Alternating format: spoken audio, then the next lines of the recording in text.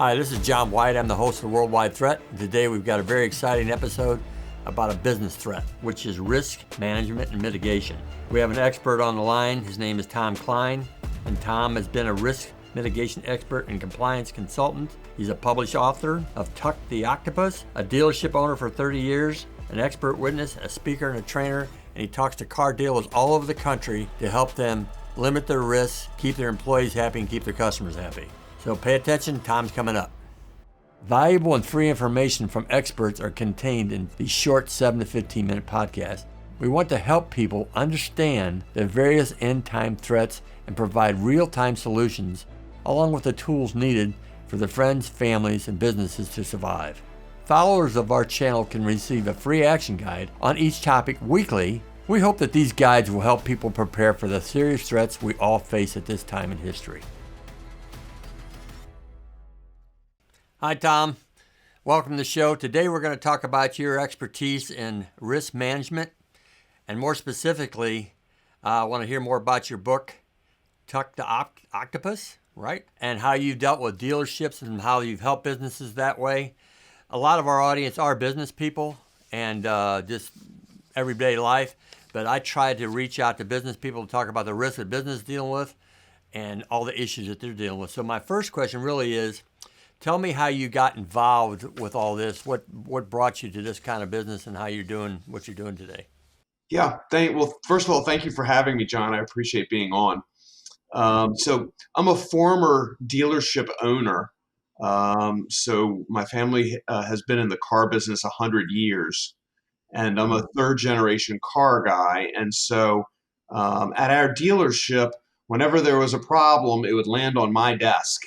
And I got tired of the same problems happening over and over. So I had to figure out solutions to stop those problems from happening before they got to me. Otherwise, it was just beating me up every day. So that's kind of how it all started. So what kind of dealership was it? Well, over the years, we had many different franchises, but at the end, it was Chevrolet and Subaru. But in the meantime, we had Toyota, we had Volvo, uh, Daihatsu, Alfa Romeo, Lotus, Kawasaki, Vespa. We, had Buick. We had a lot of different ones. So I bet you got some good backroom stories about that kind of stuff in the car sales business. I don't even have this on my list, but I just thought about it. What do you think of this e-car mandate getting dropped yesterday? Yeah, well, we'll see what happens, right? Because the mandate that he dropped was not really a law. It was really by President Biden, or former President Biden now, had set a goal, I think, for 2035 to have 50% of the cars on the road be EVs. And so unofficially, President Trump took that off the plate yesterday. So it wasn't really a law or rule. It was more of a kind of a goal that was set, is my understanding. Well, as a dealer, do you think the guys at the ground level were getting pushed from the manufacturers, selling harder on the e-cars and stuff? Yes, no question. The manufacturers are certainly pushing dealers into selling more battery operated vehicles, or BEVs, battery electric vehicles. And tell us, what kind of risk would you have to wrestle to the ground to fix it so the dealership ran better? Yes, so 70% or 80% of any business, not just a dealership, but 70-80% are either customer problems or employee problems.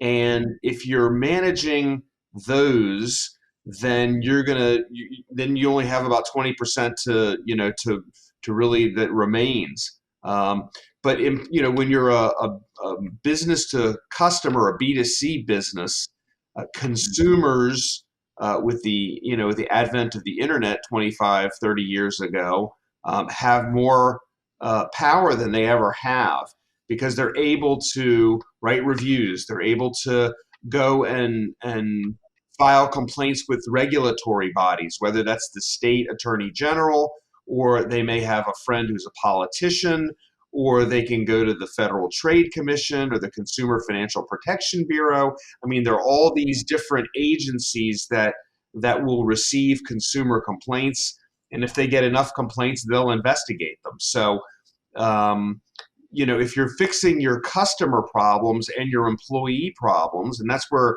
I'd say 60, 70% come from customer problems and then another 10% from employees. If you're keeping your employees happy, paying them properly, treating them right, not micromanaging them because nobody likes to be micromanaged, then that's the way you keep if your employees aren't happy, your customers are definitely not going to be happy.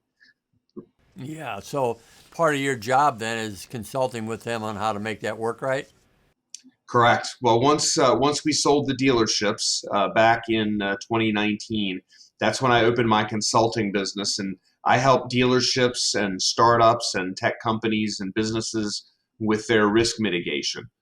Other than working on these employees and working on the customers and trying to understand that, because I'm a business guy and I understand when I was in college that a lot of times when employees weren't happy, most of the time wasn't because of the money, it was because of how they were honored or how they were treated or whatever, right? And if they weren't getting paid enough, that's one thing. But we're in a different world today than we were when I was younger with employment, because like every guy I know that owns a business says it's a hard time getting people to go to work.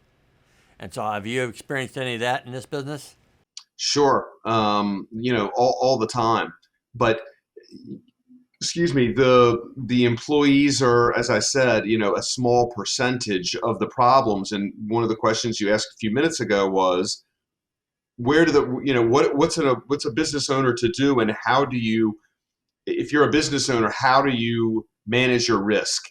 And my answer is pretty simple.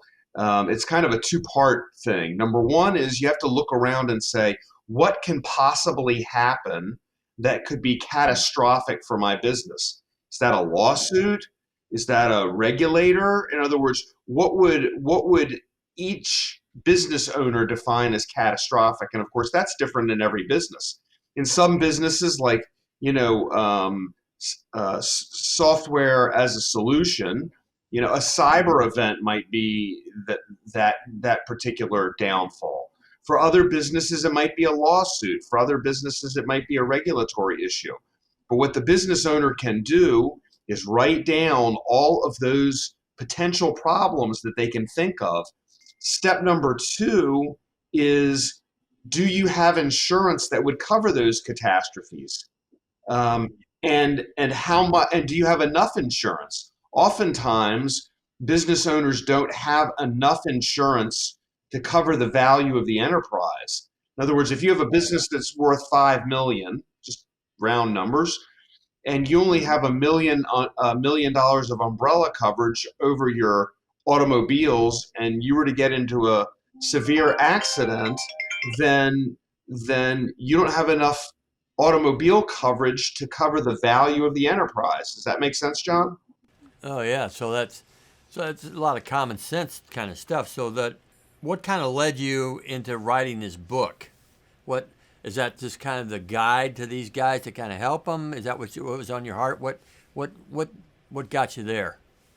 Yes. So the book, as you mentioned, is called Tuck the Octopus, and the analogy that I use is that running a business is like trying to tuck an octopus into bed, but the tentacles keep flopping all over the place, right? And as business owners, our job is to tuck those tentacles in and make sure that everything runs smoothly.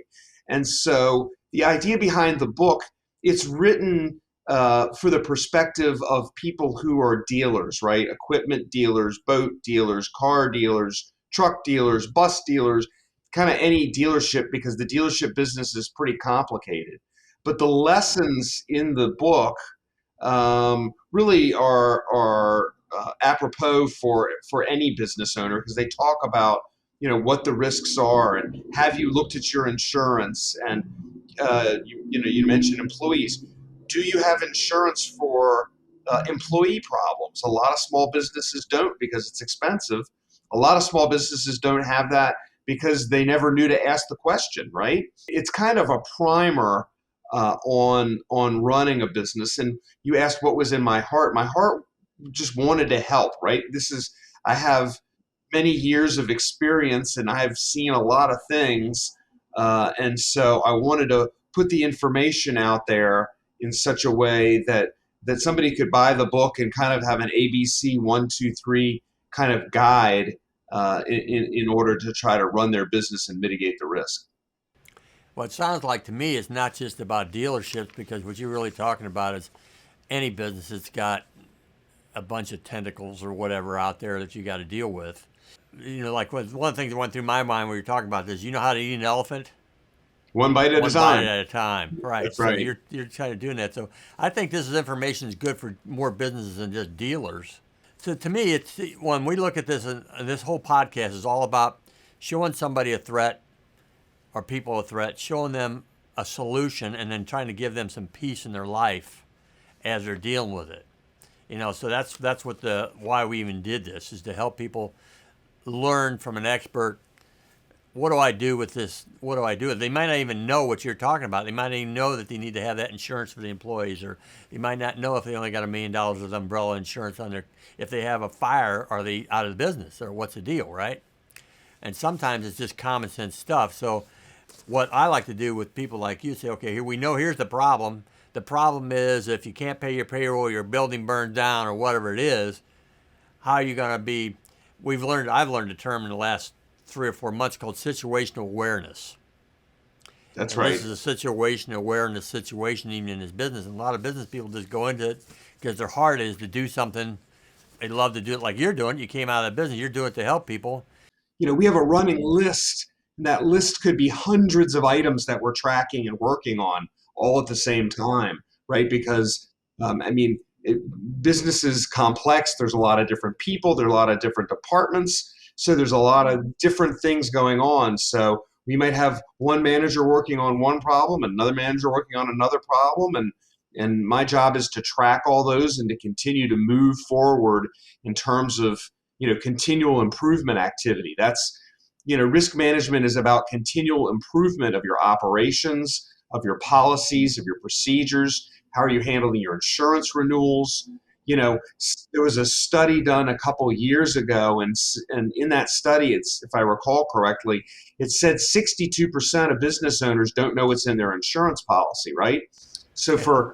for anybody who's watching today, I would just say to you, next time you have your insurance renewal, make your agent explain to you what's covered and what's not covered so that you That's have great.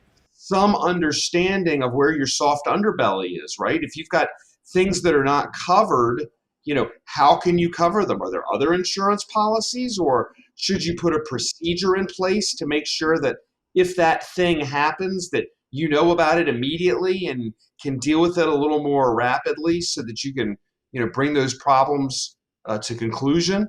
And so the one thing I can tell you is that problems are kind of like rotten fish, right? They don't smell better as time goes on. They Right. they smell worse. So the Hmm. quicker that you can handle those problems and get them managed, the better off you're going to be in your profitability. That's awesome. In just a minute or so, just tell me a few steps out of your. If you sat down with a guy today and you started to introduce this, what would you do to just introduce him to the idea and make it simple instead of complex? Like, what do you do first, second, third, and fourth? Maybe a little bit of that.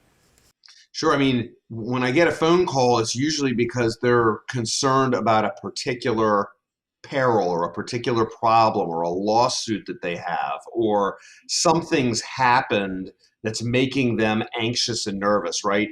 Business owners, when they put their feet on the floor in the morning, they're a little bit of a nervous sort, and rightfully so. I'm the same way, by the way. But we're worried about what's going to happen in our business. In my case, what's going to happen in my clients' businesses, and what have I not thought about, and what do you do if certain things happened? I had a client on Sunday call me and wanted to know what to do as there was a deceased man found at his front door. Um, Not something we'd ever talked about, right? But after the police had been called and they'd done their thing, we talked about what the potential problems were, and we notified the insurance company and talked through the various issues. Right? You just don't know what's going to come up as a business owner, and things change and things evolve, and the risks change too. So this is never a static thing. You never kind of are able to rest on your laurels and say, well, okay, I'm good now, because things are always changing. Yeah, I feel like as a business, I've been in business for 40 years. I feel like that's really true, and that it's not for everybody, right? That's right. And It is not for you everybody. got to be prepared for the trials that come with it. So that I'm going to point people to this action guide in your book, and I think we'll cross some borders with this in terms of other businesses, because all of us are dealing with the same thing. If you're trying to do this and bring some economy to the country or even your local area and hire some people, it is not for the weak of heart. And so I appreciate you taking the time today to come and see us and be My with us, pleasure. and we'll follow up with you later and try to keep track of you. Have a safe flight tomorrow if it happens. Thank you. And yeah, you know how that goes. So I thank you for do. coming on board, Tom, and we appreciate you. Thanks for having me, John. Appreciate being on. I hope you're blessed with this information. Please like, subscribe, and click on the notification tab to our channel, and we will send you advance notices about upcoming threats to be discussed. Remember to capture the free action guides via our QR code embedded in the episode at the end. As a registered follower of the Worldwide Threat Podcast, you have our permission to download and share every episode and free action guide with your friends, family, and other businesses. Each Thursday, we'll post a new subject for you to consider and discuss. Set your watch to watch and to download the free action guide. Thank you. This is John White, the host of the Worldwide Threat Podcast. Please check out everything we're doing, and blessings to you and your family.